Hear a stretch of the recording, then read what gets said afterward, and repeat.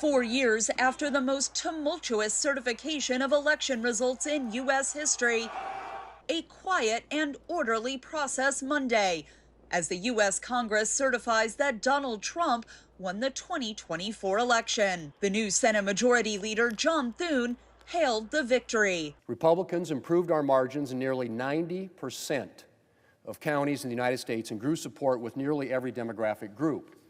The Republican coalition is broad and strong and growing. Now the work begins of delivering on our agenda.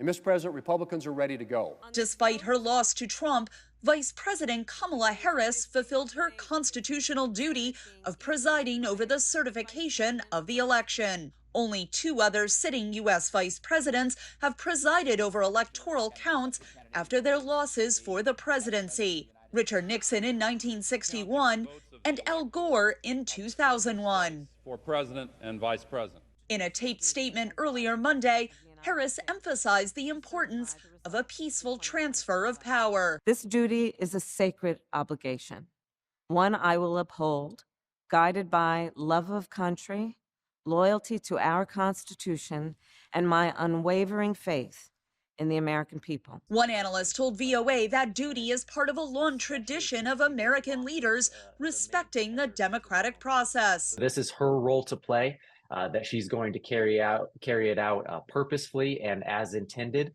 And that just shows the commitment to a peaceful transfer of power, even and especially if you are the one on the losing end of the election. It shows a strength and a commitment to these ideals, something that we've taken for granted for too long and now need to return to. But congressional Democrats say January 6, 2021 should not be forgotten.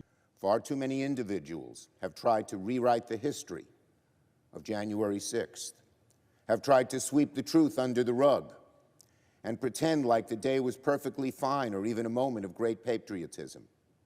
That is a lie, plain and simple. In 2022, a congressional committee composed of 7 Democrats and 2 Republicans placed the blame for January 6 on Trump for repeating lies about election fraud and allegedly inciting supporters to attack the U.S. Capitol. Because we are not fair weather patriots. But Trump and many of his supporters have criticized the work of the committee as biased and suggested criminal defendants in January 6 cases should be pardoned. Trump will be sworn in for his 2nd term as president on January 20th.